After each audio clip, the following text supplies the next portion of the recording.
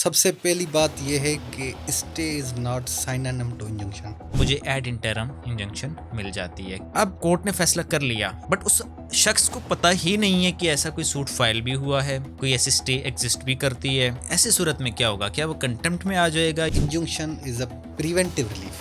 जो इंजंक्शंस का सब्सटेंटिवली डिस्कस किया हुआ है वो तो है स्पेसिफिक रिलीफ एक्ट में बताया वहाँ गया है, लेकिन उसके प्रिंसिपल्स और उसका जो प्रोसीजर है वो गैदर किया जाता है कोड ऑफ सिविल प्रोसीजर के ऑर्डर 39 रूल 1 एंड 2। अच्छा, मैंने आज तक किसी सूट में बहुत कम ही परपेचुअल इंजंक्शन लिखा हुआ देखा है, हमेशा परमानेंट इंजंक्शन लिखा जाता है। डिफरेंस क्या है? 2024 में एक केस रिपोर्ट हुआ था सुप्रीम कोर्ट ऑफ यूके का। सुप्रीम कोर्ट ऑफ यूके ने एक बड़ा डिटेल्ड डिस्कशन किया। वो टर्म था न्यू कमर इंजंक्शन। तो न्यू कमर इंजंक्शन का ये था कि किसी भी किस्म का इंजंक्शन जब ग्रांट किया जाता है तो जो एप्लीकांट है उसको 3 चीजें साबित करनी पड़ती। फर्स्ट है प्राइमा फेशियाई केस, सेकंड है बैलेंस ऑफ इनकन्वीनियंस, थर्ड है irreparable injury. Welcome back to another podcast. आज इस पॉडकास्ट पे हमें ज्वाइन किया है एडवोकेट शाजिब जान चांडियो ने। He is an advocate high court and primarily practising in Hyderabad Sindh. आज जो हमने टॉपिक डिस्कस किया है that is of very much importance. जो यंग लॉयर्स के लिए, लॉ स्टूडेंट्स के लिए वो टॉपिक समझना बहुत ज़्यादा ज़रूरी है। And the topic is law of injunction. हमने आज डिस्कस किया कि इंजंक्शंस क्या होती हैं, इंजंक्शंस की टाइप कौन कौन सी होती हैं, एंड हम अपने जो प्रैक्टिकल लाइफ में वो रिलीफ हमें किस तरह से काम आती है, उसका प्रोसीजर क्या है और सब्सटेंसिव लॉ क्या है। So watch this podcast till the end, enjoy.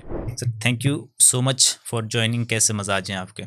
Thank you so much for having me on your podcast. अल्हम्दुलिल्लाह ठीक ठाक।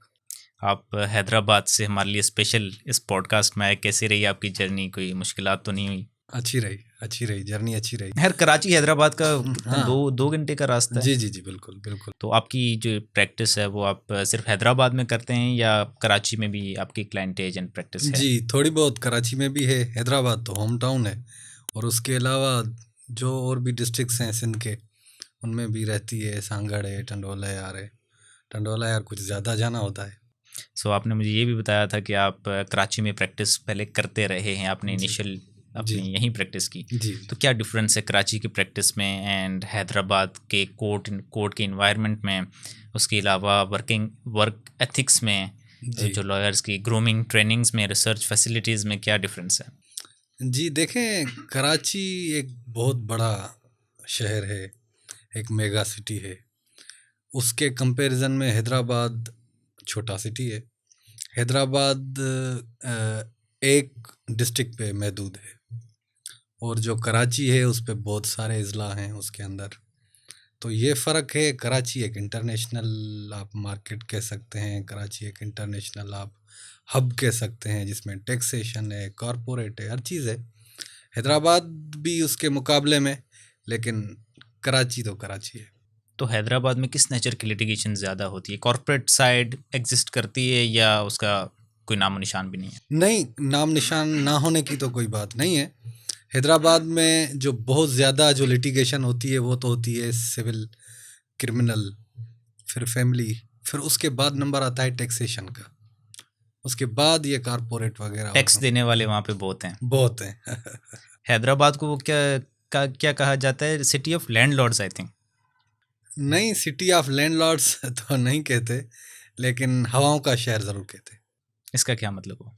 वहाँ पे हवाएं लगती थी जामशोरो, और वहाँ पे जो पहाड़ी इलाका मिलता है जामशोरो से, तो वहाँ हवाएं बड़ी ठंडी चलती थी। अच्छा, अब भी चलती हैं। आप मुझे कोर्ट्स के, डिस्ट्रिक्ट कोर्ट्स जो हैं वो आप बता रहे थे कि अंग्रेज़ों के ज़माने की बिल्डिंग है, तो वो आप थोड़ा सा, मैं अपने व्यूअर्स के लिए भी जानना चाहूँगा कि उसके बारे में आप कुछ फैक्ट्स वगैरह बताएं। जी, वहाँ पे जो सेशन कोर्ट की बिल्डिंग है वो कॉलोनियल एरा की है, उसी टाइम की बनी हुई है जब यहाँ ब्रिटिश राज था। तो उस पर रोमन वर्डिंग में, रोमन नंबर्स में लिखा हुआ है 1912, अगर मैं गलत नहीं हूँ तो वो एक बड़े वाइब्स देते हैं, पुराने और क्लासिक वाइब्स। लेकिन अनफॉर्चुनेटली हमने उस हेरिटेज को और हमने उन पुरानी चीज़ों को इतना नहीं संभाला। लेकिन हमने कोशिश ज़रूर की है कि 1908 के सीपीसी और 1898 के सीआरपीसी को ज़रूर संभाला हुआ है। लेकिन हमने उन बिल्डिंग्स का कदर नहीं किया। वो बिल्डिंग्स उनसे पहले की हैं। हमारे जो भी जुडिशल कॉम्प्लेक्सेस हैं, चाहे वो कराची में भी हैं, वो भी सारे आई थिंक अंग्रेज़ों के दौर के ही हैं, और जो आज उसके बाद बने हैं वो शायद उस हद तक वो मेंटेन या सलामत नहीं है जितने वो मेंटेन या सर्वाइव जो अंग्रेज़ों की बिल्डिंग्स ने किया है। अभी भी उनकी बड़ी अच्छी कंडीशन है, उनकी एरोडायनेमिक्स, उनके हवा, temperature, each and everything is balanced. हमारी जो बाद में बनी है वो तो अब खंडरात के समटाइम मनाजर पेश जी, करते हैं। बिल्कुल ऐसा ही है। वो कहते हैं ना कि ओल्ड इज़ गोल्ड, और किसी का कहना था कि if you need new ideas read old books. तो जो बात पुरानी चीज़ों में होती है वो नई चीज़ों में नहीं रही। अच्छा सर, आज हमने आपके लिए एक बड़ा इम्पोर्टेंट टॉपिक, जो कि लॉ स्टूडेंट्स के लिए या लॉ एस्पिरेंट्स के लिए, इवन लॉयर्स के लिए जो कि प्रैक्टिस करते हैं एक अच्छे खासे टाइम से, उन्हें भी शायद उतना क्लियर नहीं होती वो चीज़, and that is injunction.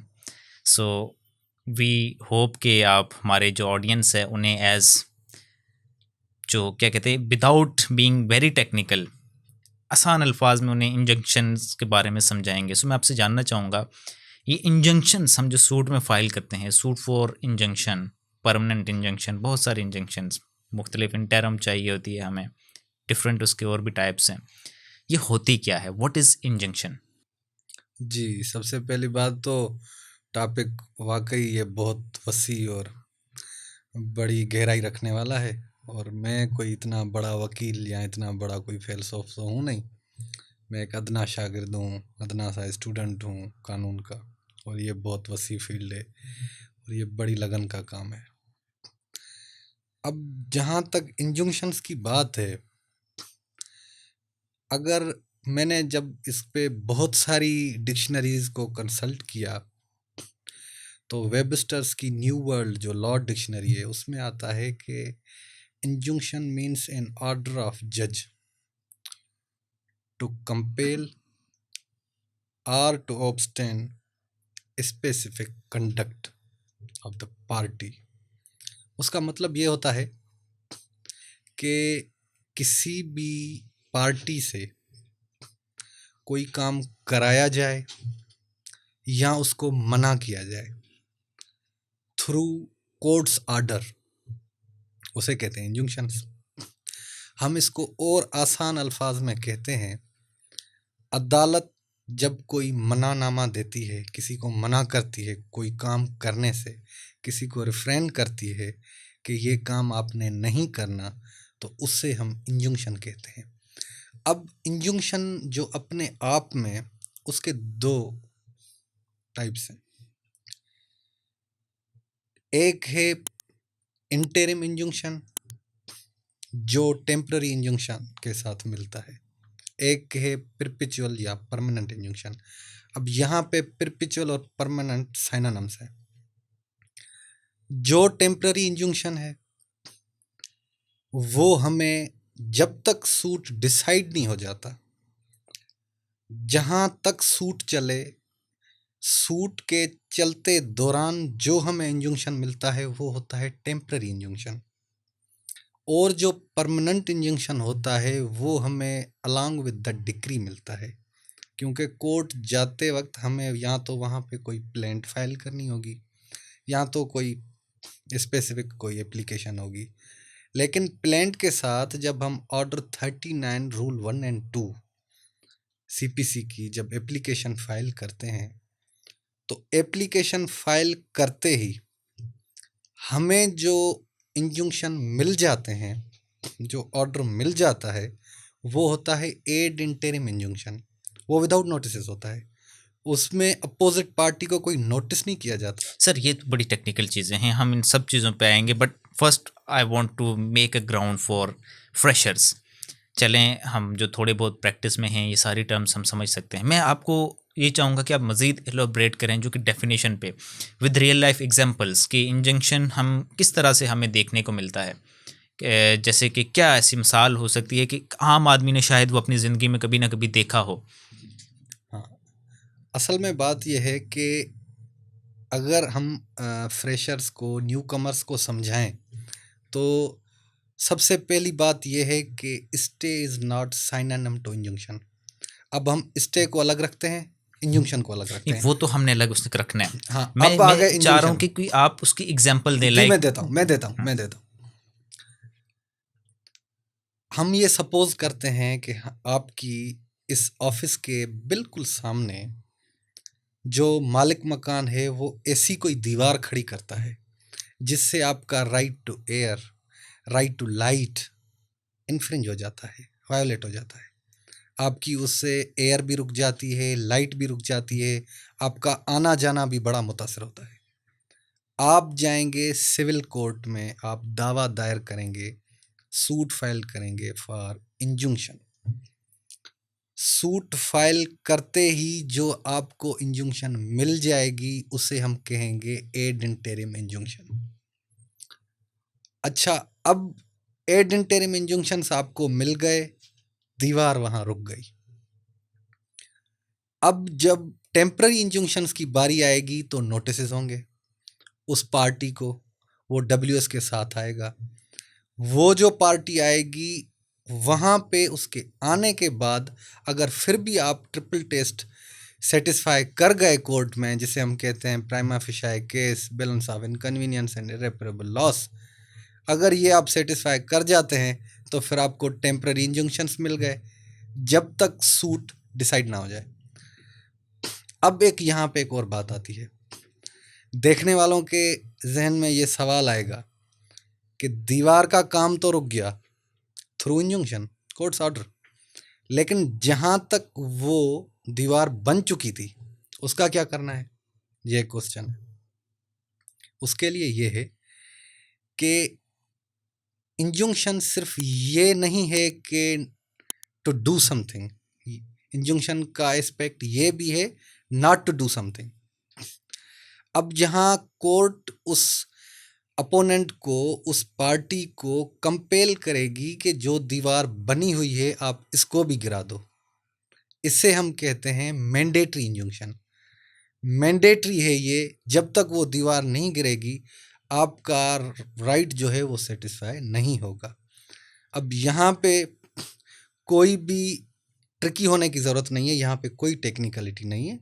Naturally तो दो काइंड्स हैं, टेम्पररी एंड परपेचुअल या परमानेंट इंजंक्शन। वो खुद उसके अंदर ही जो मैंडेटरी और प्रोहिबिटरी इंजंक्शंस जिसे हम बोलते हैं वो अपनी नेचर में खुद को बयान करते हैं।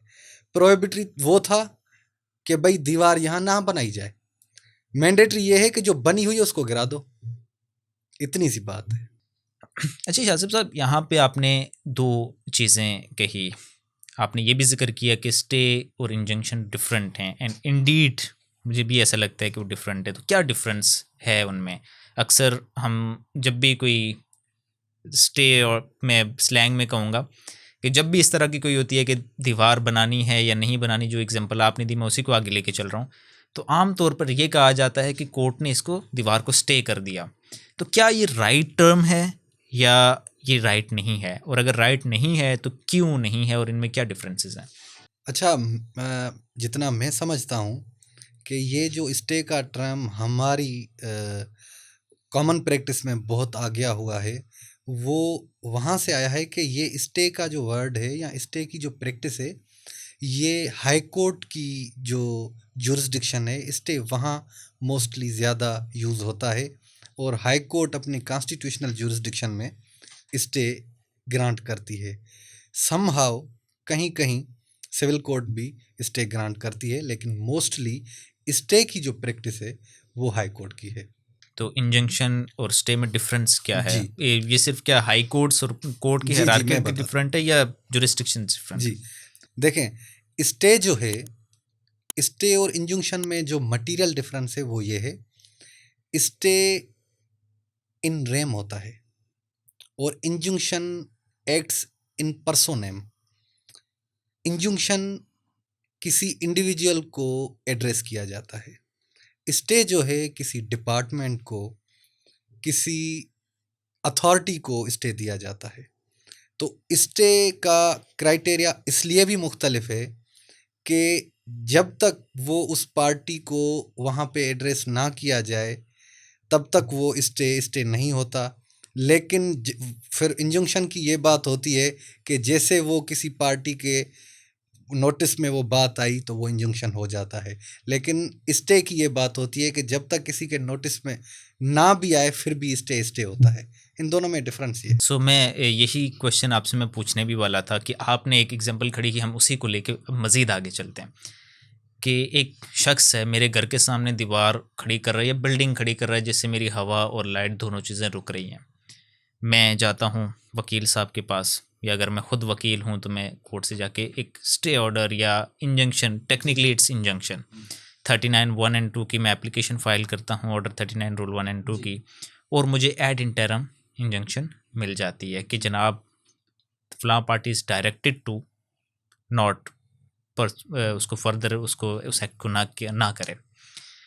अब कोर्ट ने फैसला कर लिया, बट उस शख्स को पता ही नहीं है कि ऐसा कोई सूट फाइल भी हुआ है, कोई ऐसी स्टे एग्जिस्ट भी करती है, और वो फिर बनाए जा रहा है। तो क्या ऐसे सूरत में क्या होगा, क्या वो कंटेम्प्ट में आ जाएगा या इसके लिए कोई और रेमेडीज हैं? जी बिल्कुल, बहुत अच्छा सवाल।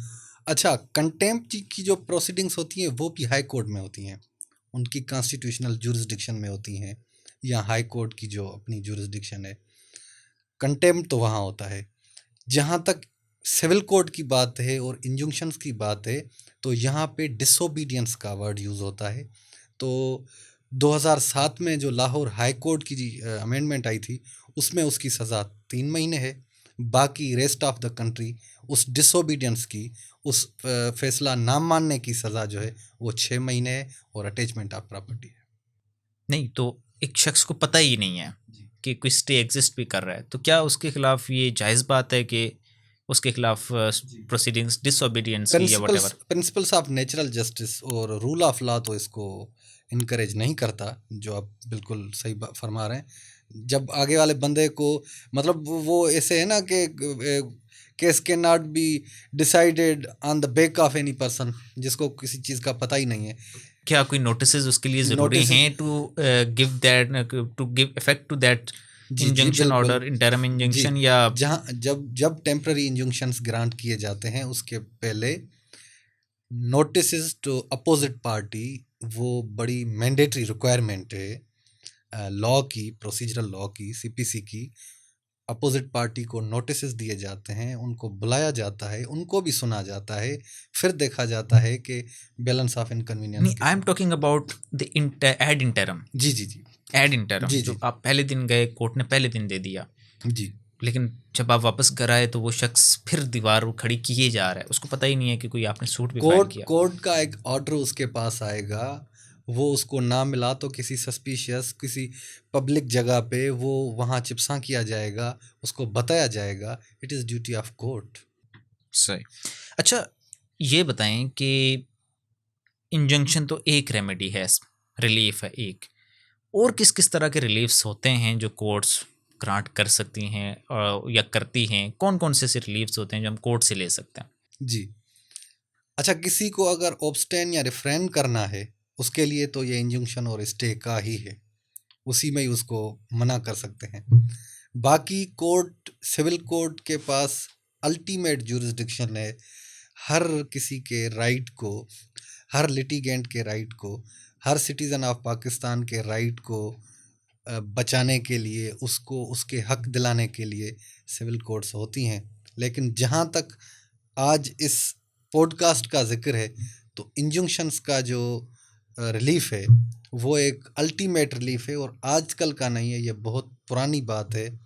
क्योंकि यहाँ पे कराची में एक बड़ा फेमस केस हुआ था, Daily Gazette Press versus Karachi municipal, AIR 1930 Sindh, page number 287 पे ये रिपोर्ट हुआ था 1930 में। तो उसमें भी ये बारहा इस चीज़ पे डिस्कस हुआ था। उस टाइम तो कराची की इतनी ज़्यादा पॉपुलेशन नहीं थी, लेकिन उस टाइम पे भी, क्योंकि 1933 में तो सिंध में अमेंडमेंट आई है इंजंक्शंस पे, लेकिन उस टाइम पे भी यही तीनों चीज़ें हुई थी। और आज तक ये वाहिद मेरी नज़र में ये टॉपिक है, वाहिद ये प्रिंसिपल्स हैं जो तीनों प्रिंसिपल्स आज तक चेंज नहीं हुए, और इन्हीं तीनों चीज़ों पे इंजंक्शंस रिफ्यूज़ भी होते हैं और ग्रांट भी होते हैं। नहीं मतलब क्या क्या मांगा जा सकता है? जैसे हम वो सूट्स देखते हैं कि इंजंक्शन का होता है, परमानेंट इंजंक्शन चाहिए, किसी में डिक्लेरेशन चाहिए, तो और कौन कौन सी चीज़ें हम जनरली कोर्ट्स से मांग सकते हैं? किस किस तरह के सूट्स होते हैं? जी जी, सूट्स तो बहुत ज़्यादा नेचर के सूट्स जो हैं बताए गए हैं, जैसे सूट सूट फॉर डिक्लेरेशन है, स्पेसिफिक परफॉर्मेंस ऑफ कॉन्ट्रैक्ट है, फिर जेक्टिटेशन ऑफ मैरिज चला जाता है, फिर रेस्टिट्यूशन ऑफ कॉन्जुगल राइट्स होता है, फिर इंजंक्शन का तो है ही है, फिर रिकवरी के सूट्स होते हैं, मीन प्रॉफिट्स के सूट्स होते हैं, लातादाद रेमेडीज़ हैं सिविल में। सर ये जो इंजंक्शंस हैं, इनके कौन से लॉज, कौन सा सब्सटेंसिव लॉ है जो इन इंजंक्शंस को एक्सप्लेन करता है, कोर्ट्स को पावर देता है, ये उन्हें रेगुलेट करता है? जी, जो इंजंक्शंस का सब्सटेंटिवली डिस्कस किया हुआ है वो तो है स्पेसिफिक रिलीफ एक्ट में 1877। उसमें जो प्रिवेंटिव पार्ट है उसका, क्योंकि injunction is a preventive relief है, तो डिस्क्रेशनरी एंड इक्विटेबल, लेकिन injunction is a preventive relief बताया वहाँ गया है स्पेसिफिक रिलीफ एक्ट में, लेकिन उसके प्रिंसिपल्स और उसका जो प्रोसीजर है वो गैदर किया जाता है कोड ऑफ सिविल प्रोसीजर के ऑर्डर 39 रूल 1 एंड 2 से। अच्छा, कुछ स्पेसिफिक रिलीफ एक्ट पे अगर हम बात करें तो वहाँ पे डिफरेंट डिफरेंट जो इंजंक्शंस के टाइप्स हैं वो डिफाइंड हैं। जैसे कि सेक्शन 53 जो है वो टेम्परेरी एंड परपेचुअल इंजंक्शंस की बात करता है। आपने कुछ एक्सप्लेन किया भी है। अच्छा, मैंने आज तक किसी सूट में बहुत कम ही परपेचुअल इंजंक्शन लिखा हुआ देखा है, हमेशा परमानेंट इंजंक्शन लिखा जाता है, suit for permanent injunction. So perpetual और में जो परमानेंट में डिफरेंस क्या है? हम इंटरचेंजेबल है, लॉ किस वर्ड को रिकग्नाइज करता है, किसको नहीं करता, एंड टेम्परेरी से परमानेंट इंजंक्शंस किस तरह मुख्तलिफ हैं? क्या वो चीज़ सेम ही होती है या अल्टीमेट रिलीफ ही का डिफरेंस है कि कुछ चीज़ें हैं जो हैं सिर्फ टेम्परेरली दी जा सकती हैं और कुछ चीज़ें जो हैं वो परमानेंटली दी जा सकती हैं सिर्फ? अच्छा, वर्ड जो स्पेसिफिक वर्ड जो वहाँ पे यूज़ किया हुआ है अपने स्पेसिफिक रिलीफ एक्ट में, वो वर्ड तो है परपेचुअल इंजंक्शंस। अच्छा, परपेचुअल की अगर आप डिक्शनरी मीनिंग भी देखेंगे तो वो भी होगी, मतलब परमानेंट से मिलती जुलती होगी, और चलता हुआ, कंटिन्यूस, कंटिन्यूअस, मतलब without any end, without loop में। Without any end. तो विदाउट एनी एंड जो है वो परमानेंट होता है, तो लीगल टर्म जो है वो तो परपेचुअल है, लेकिन उन दोनों की नेचर भी सेम है और उन दोनों को आप साइनोनिम कह सकते हैं। अच्छा, इन दोनों में फ़र्क, मतलब टेम्पररी और परमानेंट में फ़र्क ये है कि जो परपेचुअल इंजंक्शंस है ना, वो फ्रेमिंग ऑफ इश्यूज़ के बाद, रिकॉर्डिंग ऑफ एविडेंस के बाद, पूरा फुल फ्लेज ट्रायल चलने के बाद कोर्ट किसी कंक्लूजन में पहुंचती है कि ये हम परमानेंटली इसको एक इंजंक्शन ऑर्डर दे रहे हैं, पार्टी को एक स्टे दे रहे हैं जो परमानेंट होगा। तो फुल फ्लेज ट्रायल के बाद अलॉन्ग विद द डिक्री वो दिया जाता है, वो होता है परमानेंट इंजंक्शन या परपेचुअल इंजंक्शन। अच्छा, आप जो फरमा रहे थे कि किसी भी सूट में आपने परपेचुअल का वर्ड नहीं पढ़ा, तो हमारी सिंध की या पाकिस्तान की प्रैक्टिस में ये है कि हम अपनी प्लेंट में परमानेंट का वर्ड यूज़ करते हैं, क्योंकि वो जो वर्ड है वो बहुत जाना पहचाना शायद हमारे लिटिगेंट्स को लगता है। तो इनमें ये फ़र्क है, इससे ज़्यादा और कोई फ़र्क नहीं है। Temporary injunction for temporary short period के लिए होते हैं, और जहाँ सूट ख़त्म हुआ तो टेम्पररी इंजंक्शंस ख़त्म हो गए। जब तक सूट चलता रहेगा टेम्पररी इंजंक्शंस चलते रहेंगे subject to satisfaction of court. वो होते हैं शॉर्ट पीरियड के लिए, उसका नाम ही टेम्पररी इंजंक्शन है, और जो परमानेंट है वो परमानेंटली होता है। लेकिन जब तक सूट फुल डिसाइड नहीं हो जाता तब तक परमानेंट इंजंक्शंस आपको नहीं मिल सकते। अच्छा, क्लियर आपने कर ली, बट मैं फर्दर उसमें एलिब्रेशन मज़ीद चाहूँगा कि जो मैं नेचर की बात कर रहा हूँ, आपने एक्सप्लेन कर दिया दोनों क्या होते हैं, डेफिनेशन उसकी हमें समझ आ गई। मिसाल के तौर पर वही दीवार वाली मैं एग्जांपल लेता हूँ जो आपने दी अब यहाँ पे मुझे क्या परमानेंट इंजंक्शंस मिल सकती हैं और क्या टेम्परेरी मिल सकती हैं? क्या टेम्परेरी भी यही होगी कि इस दीवार को मजीद ना बनाया जाए या इसको तोड़ा जाए, एंड परमानेंट भी यही होगी कि इस दीवार को ना बनाया जाए या तोड़ा जाए? तो नेचर में कैसे डिफरेंस है? आपके क्या ये पास चीज़ें सेम है या डिफरेंस होता है नेचर में आपके भी? पास अच्छा वकील है तो जो आप चाहेंगे आपको मिल सकता है। अच्छा अच्छा।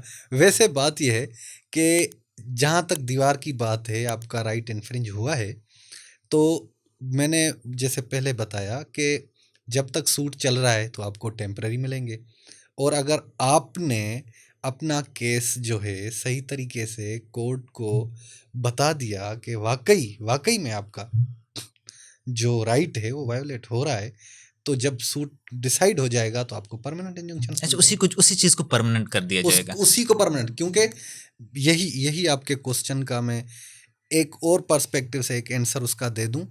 किसी भी तरीके का, किसी भी टाइप का इंजंक्शन हो, उसके गवर्न करने के गाइडलाइंस यही हैं, 3 फैक्टर्स जो हैं जिसे हम ट्रिपल टेस्ट कहते हैं: prima facie case, balance of inconvenience and irreparable injury.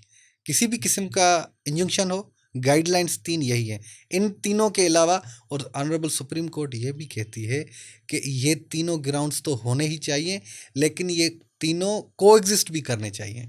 अच्छा, अगेन ये डिस्क्रेशनरी रिलीफ है या ये आपका राइट है? मिसाल के तौर पर मैं परमानेंट इंजंक्शन की या परपेचुअल इंजंक्शन की बात करूँ, चले टेम्परेरी तो ठीक है, राइट है या नहीं। मिसाल के तौर पर कोर्ट को लगता है आपका एक वैलिड केस है, आपको बड़ा अच्छा केस है, सारी चीज़ें, but at the end is it discretion कि कोर्ट बोले नहीं, मैं अपने डिस्क्रेशन इख्तियार कर रही हूँ, मैं आपको नहीं दे रही ड्यू टू पॉलिसी फैक्टर्स या वट एवर? जी, बात यह है कि जो स्पेसिफिक रिलीफ एक्ट, खुद जो एक्ट है ना, स्पेसिफिक रिलीफ का एक्ट है, स्पेसिफिक एक रिलीफ है, सब रिलीफ उसके अंदर नहीं है। ये पूरा एक्ट खुद ही डिस्क्रिशनरी है। इसमें जो भी रिलीफ्स आपको मिलेंगे, ये पूरा एक्ट डिस्क्रिशन पे है, कोर्ट के डिस्क्रिशन पे। अच्छा, इस कोर्ट की डिस्क्रिशन को जो मेंटेन करता है या जो हैंडल करता है, वो करता है इक्विटेबल रिलीफ, क्योंकि ये प्रिंसिपल्स ऑफ इक्विटी पे इंजंक्शन आया है, प्रिंसिपल्स ऑफ इक्विटी पे, कि दोनों पार्टीज में किसी को भी तकलीफ नहीं आनी चाहिए, दोनों पार्टीज के राइट्स बराबर हैं कानून की नज़र में। है तो डिस्क्रिशनरी रिलीफ, लेकिन उसकी गाइडलाइंस, उसको हैंडल किया जाएगा इक्विटेबल रिलीफ की नज़र में। अच्छा, मैं यहाँ पे आपसे इक्विटी एंड लॉ का भी थोड़ा सा डिफरेंस जानना चाहूँगा कि हम इक्विटेबल रिलीफ बार बार ये चीज़ कह रहे हैं, natural question in mind, what is equity and what is law and what is difference between those? जी, लॉ तो एक बहुत वसी एक एक एक वर्ड है जिसको एक वर्ड में कन्फाइन नहीं कर सकते। लॉ तो वो है जो हर चीज़ को गवर्न करता है। इक्विटी, आप ये कह सकते हैं कि उस लॉ की एक ब्रांच है जिस पे लॉ को, या जिससे लॉ डिफाइन हो सकता है। इक्विटी वो है कि हर किसी का भी राइट वायोलेट ना हो, जैसे article 25 of constitution of Pakistan कहता है कि जो भी है सबका राइट बराबर है, इक्वलिटी ऑफ सिटीजन्स, ये उससे मैच करता है। अच्छा, एक हम कुछ टर्म्स सुनते हैं, स्टेटस को, नो कोअर्सिव एक्शंस। अक्सर जो इंटरम ऑर्डर्स होते हैं उनमें लिखा जाता है स्टेटस को shall be maintain. Is it injunction और is it something else? Yes, status quo जो है उसको प्रिजर्व करने के लिए इंजंक्शन ऑर्डर दिया जाता है। नहीं, अगेन देखें, to be very academic, injunction की हमने जो डेफिनेशन की, टू डू समथिंग और to not to do something, but status quo में तो ये कहा जा रहा है कि कुछ भी ना हो, जैसा है जैसे का तैसा। So it really comes with in the ambit of injunction? Injunction, अगर हम एकेडमिक हो रहे हैं तो जो वर्ड इंजंक्शन है उसमें और स्टेटस क्वो में बड़ा फर्क है। स्टेटस क्वो जो है वो एक कंडीशन है, किसी के टाइटल की कंडीशन है, और इंजंक्शन उस कंडीशन को, उस टाइटल को प्रिजर्व करने के लिए होता है। इसलिए ये दोनों, मैं नहीं समझता कि सेम थिंग हो सकता। अच्छा, एक चीज़ और हमने पहले भी ज़िक्र किया मैंडेटरी इंजंक्शंस का। ये क्या चीज़ होती है और कब दिए जाते हैं मैंडेटरी इंजंक्शंस? क्या इसका क्राइटेरिया है? मैंडेटरी इंजंक्शंस जो हैं वो बयान किए गए हैं स्पेशल रिलीफ एक्ट में, वो गवर्न होते हैं सीपीसी से, जैसे मैंने पहले बताया। मैंडेटरी इंजंक्शन जो है वो उसके अंदर जब कोर्ट इस बात पे आती है कि किसी प्लेंटिफ की, किसी एप्लीकांट का जो राइट है वो सेटिस्फाई तब होगा जब किसी स्पेसिफिक कंडक्ट की परफॉर्मेंस को कंपेल किया जाएगा, किसी काम को मैंडेटरली करवाया जाएगा, तो उसका राइट सेटिस्फाई होगा। वो होती है मैंडेटरी इंजंक्शन, और वो भी अलॉन्ग विथ डिक्री मिलती है। इसकी कोई मिसाल? जी, इसकी मिसाल वही दीवार वाली, इसकी मिसाल ये है, दीवार को हम छोड़ते हैं, कोई और मिसाल लेते हैं। उसकी मिसाल ये है कि यहाँ पे हम कोई सूट फाइल करते हैं, वो सूट ऐसा ही है कि आपको किसी चीज़ का लॉस हो रहा है, आपको किसी चीज़ का नुकसान हो रहा है, तो प्रोहिबिटरी इंजंक्शन से तो उसको मना कर देते हैं, तो वो तो ठीक है। लेकिन उसको कंपेल कैसे करें कि हमारे नुकसान की हर्जाई होनी चाहिए, हमारे नुकसान का हर्जाना जो हमें मिलेगा, उसको जो कंपेल किया जाएगा, वो है मैंडेटरी इंजंक्शन। अच्छा, इसके अलावा और कोई टाइप ऑफ इंजंक्शन भी एग्जिस्ट करती है? ये तो हम सुनते रहते हैं, स्पेसिफिक रिलीफ एक्ट में लिखे हुए भी हैं, इसके सूट्स भी होते हैं। क्या कोई और तरह की जो स्पेसिफिक ये ऐसे कोई और टाइप्स हैं कि जिसमें इंजंक्शन की कोई और मज़ीद टाइप्स भी हों? जी, पाकिस्तान में तो, हमारे मुल्क में तो यही जो हैं मैंडेटरी, प्रोहिबिटरी, टेम्पररी और परमानेंट का ज़िक्र होता है। लेकिन 2024 में एक केस रिपोर्ट हुआ था सुप्रीम कोर्ट ऑफ यूके का। उसमें था 2024 एससीएमआर पेज नंबर 215 पे। सुप्रीम कोर्ट ऑफ यूके ने एक बड़ा डिटेल्ड डिस्कशन किया। वो टर्म था न्यू कमर इंजंक्शन। तो न्यू कमर इंजंक्शन का ये था कि जो बंदा at the time of passing of the injunction order मौजूद ही नहीं है, जो पार्टी डिफ़ॉल्टर भी नहीं है उस वक्त जब वो ऑर्डर पास हो रहा है, जो पार्टी किसी के लॉस करने की पोजीशन में भी नहीं है उसी वक्त, लेकिन फिर भी उसके एब्सेंस में एक इंजंक्शन पास किया जाता है, तो उसका नाम था न्यू कमर इंजंक्शन। और सुप्रीम कोर्ट ऑफ यूके ने बोला कि courts are very much competent to pass new comer injunction. और वो पास इसलिए हुए थे, वो न्यू कमर इंजंक्शंस उनको देने की ज़रूरत तब पड़ी क्योंकि उनकी ज़मीन थी, उनकी जो लैंड है वहाँ पे बहुत सारे लोग आकर रहें और उस लैंड का गलत इस्तेमाल करें, जो उस जजमेंट में डीपली डिस्कस्ड है। तो उसके ख़िलाफ़ उन्होंने पहले ही उस चीज़ को रिफ्रेन कर दिया कि न्यू कमर इंजंक्शंस को हम यहाँ पे इंटरटेन करते हैं कि अगर कोई नया बंदा आए, कोई न्यू कमर आए, वो भी हमारी लैंड को कोई नुकसान न पहुँचा सके। उसके केस के अगर कुछ आप ब्रीफ फैक्ट्स या कोई बैकग्राउंड अगर आप... जी, उसका यही था। बाकी मैं आपको उसकी कॉपी प्रोवाइड कर दूँगा, आप भले उस पे। अच्छा, कौन सी ऐसी कंडीशंस हैं? ये तो हमने पूरी बात कर ली कि इंजंक्शंस कब मिल सकती हैं, कैसे मिल सकती हैं, ऑल्दो हम इसका प्रोसीजरल क्राइटेरिया सारी चीज़ भी अभी डिस्कस करेंगे। बट कब ये इंजंक्शंस रिफ्यूज़ की जा सकती हैं, कि जब ये ऐसी कंडीशंस में इंजंक्शन आपको नहीं मिल सकती, क्या वो भी हमारे पास लॉ में कोई स्पेसिफाइड हैं या नहीं? अच्छा, सेक्शन 56 जो है स्पेशल रिलीफ एक्ट का, उसमें एक लिस्ट ऑफ कंडीशंस दी हुई हैं जिसमें इंजंक्शंस रिफ्यूज़ हो सकती हैं। जैसे टू मतलब ऐसी कोई कंडीशन हो जिसमें क्रिमिनल प्रोसीडिंग्स को हम स्टे करवाएं, वो भी नहीं हो सकता। अगर आपके पास कोई एफिकेशियस रेमेडी है तो उस टाइम भी आप नहीं कर सकते। आप लेजिस्लेटिव बॉडी को अप्लाई करें तो आपको कोई रेफरेंस करे, ये ऐसा इंजंक्शन भी नहीं हो सकता। और गवर्नमेंट अगर कोई लॉ पास करना चाहे तो उस पे भी नहीं कर सकता। किसी ट्रस्ट का कोई केस है उसमें भी इंजंक्शंस नहीं आ सकते। तो ऐसे बहुत सारे इंस्टांसेस हैं जो सेक्शन 56 स्पेसिफिक इफेक्ट में दिए गए हैं।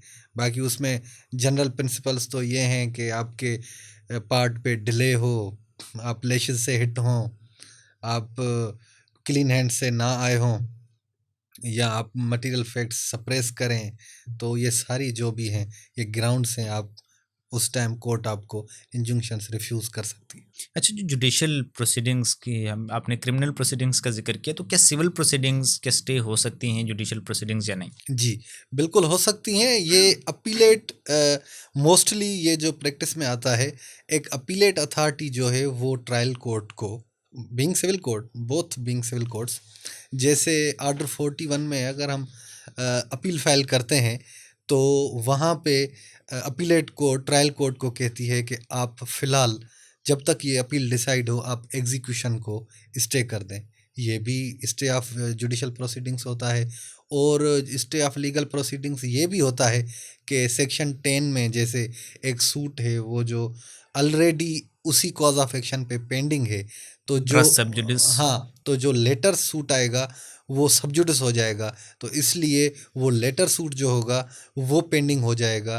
कोर्ट उसको स्टे कर देगी जब तक फार्मर सूट जो है वो एडजुडिकेट अपॉन नहीं हो जाता। ये बताएं कि कौन कौन ऐसा शख्स है जो कि इंजंक्शंस अप्लाई कर भी सकता है, उसकी लोकस स्टैंडाई भी है, या उसको वो इंटाइटल्ड है रिलीफ क्लेम करने की। मिसाल के तौर पर दीवार वाली मिसाल है, किसी दूसरे के घर के आगे दीवार बन रही है और मैं जाके उसको स्टे ले लूँ, तो technically I want to know कि कौन कौन शख्स इंजंक्शंस ले सकता है कोर्ट से। जहाँ तक इंजंक्शन लेने की बात है कोर्ट से, तो इसमें ऑर्डर 39 का रूल 1 जो है उसका जो क्लास ए है वो बड़ा क्लियर है। इसमें उसमें लिखा हुआ है कि any party from the suit, ऐसे ही कुछ लिखा हुआ है। तो उसका मकसद ये होता है कि कोई भी शख्स जो पार्टी टू द सूट है, सिर्फ एप्लीकांट बीइंग प्लेंटिफ नहीं अप्लाई कर सकता, इवन दो डिफेंडेंट भी अप्लाई कर सकता है फॉर इंजंक्शन। और डिफेंडेंट भी इंजंक्शंस के लिए अप्लाई करके इंजंक्शन ले सकता है अगर वो ये अपने प्रेमा फिशाई केस और ये चीज़ें दिखा सके, even though defendant can also apply. अच्छा, सब्सटेंसिव लॉ तो हमने काफ़ी डिस्कस कर लिया। Now I want to know कि प्रोसीजर क्या होगा। मुझे इस दीवार के ऊपर इंजंक्शन चाहिए जो हमने खड़ी की है इंटायर पॉडकास्ट। अब मुझे क्या करना होगा, मैं कोर्ट में जाके क्या करूँगा, पूरा प्रोसेस उसका क्या होगा कि मुझे वो इंजंक्शन मिले, बी इट टेम्पररी और बी इट परपेचुअल या परमानेंट? जी, आप एक सूट फाइल करेंगे कोर्ट में, अगर फॉर डिक्लेरेशन है तो उसके साथ आप टेम्पररी इंजंक्शंस मांगेंगे, या तो आप suit he for temporary injunctions मांगेंगे कोर्ट से, एज द केस में बी। परपेचुअल टेम्पररी कैसे टेम्पररी मांग सकते हैं टेम्पररी डायरेक्ट? भी मांग सकते हैं, परमानेंट भी मांग सकते हैं। मतलब सूट फॉर इंजंक्शंस आप कोर्ट के सामने रखते हैं तो उस पे एड इंटरिम इंजंक्शन तो आपको मिल जाना है without notice to parties at the same time. जैसे आपने केस फाइल किया, केस पुट हुआ, आप जज साहब के सामने पेश हुए, आपको वो मिल जाना है अगर आप सेटिस्फाई कर सकते हैं कोर्ट को। उसके बाद अगर जो ट्रायल चलता रहता है और मैंडेटरी रिक्वायरमेंट जो है नोटिस टू अपोजिट पार्टी की, अगर वो भी आपकी वो हो जाती है, अपोजिट पार्टी को नोटिस हो जाते हैं, उसके बाद वो जो दूसरी पार्टी आके उसको आर्ग्यू करती है, उसको अपोज करती है, उसके बाद भी subject to satisfaction of court आपको टेम्पररी इंजंक्शंस मिलेंगे। जो मैंडेटरी और प्रोहिबिटरी और मैंडेटरी और जो परमानेंट और परपेचुअल इंजंक्शंस हैं वो तो कंक्लूजन ऑफ ट्रायल पे मिलेंगे। अच्छा, अब जैसे मैंने एक सूट फाइल कर लिया, तो क्या उसके लिए मुझे कोई एप्लीकेशन सेपरेटली फाइल करनी होती है इंजंक्शन एड इंटरम लेने के लिए, या मैन सूट में मुझे एड इंटरम एकदम से मिल सकता है without any further application? Suit for injunction जब खुद ही सूट फॉर इंजंक्शन हो, तो खाली इंजंक्शन का सूट हो तो उसमें तो आपको एप्लीकेशन फाइल करने की ज़रूरत नहीं भी है। लेकिन जहाँ सूट फॉर डिक्लेरेशन हो अलॉन्ग विथ इंजंक्शन वगैरह हो, तो वहाँ पे मतलब जो जनरल पर्सपेक्टिव जो है लॉ का वो ये है, जो रिलीफ आपने मांगा नहीं वो कोर्ट ने आपको देना नहीं। आप जो रिलीफ मांगेंगे वो कोर्ट आपको देगी। तो इसलिए हम ऑर्डर 39 रूल 1 एंड 2 की एप्लीकेशन फाइल करते हैं फॉर सीकिंग ऑफ इंजंक्शन। लेकिन अगर court for seeking for defending to secure the ends of justice being defeated, अगर उसको बचाने के लिए अगर कोर्ट को कहीं ज़रूरत पड़ जाए तो फिर सप्लीमेंटल प्रोसीडिंग्स होती हैं सेक्शन 94 उसके क्लास सी में, रीड विद सेक्शन 151। और उसमें ये हो सकता है कि आपने अगर वो एप्लीकेशन नहीं भी दी, इवन दो आपका केस उन 4 कॉर्नर्स में फॉल नहीं करता, लेकिन ये वक्त की ज़रूरत है कि आपको इंजंक्शंस दिए जाएं, तो फिर आपको इंजंक्शंस मिल सकते हैं इवन इन मिसलिनियस प्रोसीडिंग्स। मैं आपको इसके लिए केस लॉ भी बता दूंगा जो आप। अच्छा, क्राइटेरिया क्या है? कोर्ट्स क्या क्राइटेरिया देखती हैं, या हमारे पास जूरिस्प्रूडेंस जो सेटल हुई है टेम्परेरी इंजंक्शंस के लिए, इंटरम इंजंक्शंस के लिए, वो क्या है क्राइटेरिया हमारे पास? इंजंक्शंस के ग्रांट और रिफ्यूज़ल के जो प्रिंसिपल्स हैं, टेम्परेरी और क्या कहते हैं, इंटरम इंजंक्शंस या टेम्परेरी इंजंक्शंस की मैं बात कर रहा हूँ। प्रिंसिपल सबके सेम है।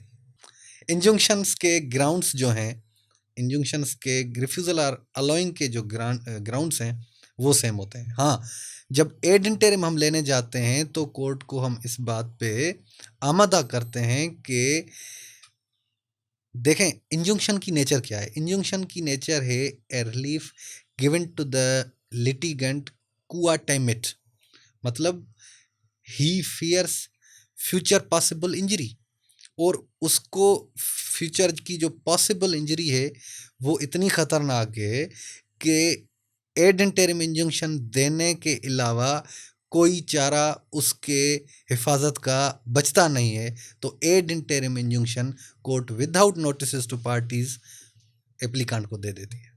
नहीं, हमारे पास जो टेस्ट है, थ्री फोल्डेड टेस्ट है कि balance of inconvenience and prima facial case and fair of injury, what is that? ये ट्रिपल टेस्ट इसे कहते हैं।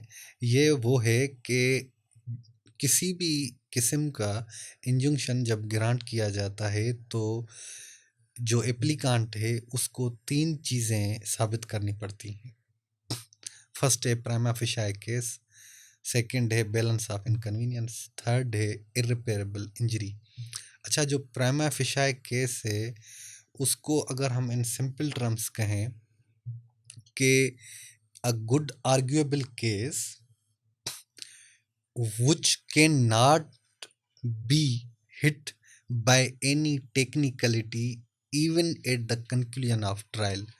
ऐसा केस, ऐसा आर्ग्यूएबल केस जो आखिरी तक, कंक्लूजन तक किसी भी टेक्निकलिटी से हिट नहीं हो सकता, बार्ड बाय लॉ नहीं है, और एक दरअसल एक हकीकत में मुबनी एक कॉज ऑफ एक्शन है, वो है प्राइमा फेशियल केस।